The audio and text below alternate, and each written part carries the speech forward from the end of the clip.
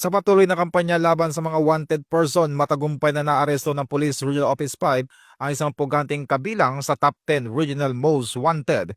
Isinagawa ang pag-aresto sa bisa ng warrant of arrest sa barangay Sabang Nay, Cavite. Pinangunahan ng operasyon ng Huban Municipal Police Station katuwang ang Provincial Highway Patrol Team ng Sorsogon.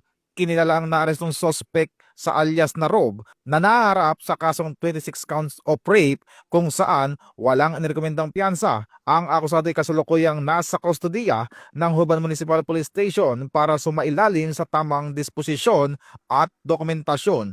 Tinitiyak ng PRO5 sa publiko na ipagpapatuloy nito ang maagap na pagpapanatili ng kapayapaan at kaayusan, pagpapalakas ng tiwala ng komunidad at pagdadala ng mga kriminal sa harap ng hustisya alinsunod sa batas. Ito ang bagong PNP para sa bagong Pilipinas, serbisyong mabilis, tapat at nararamdaman.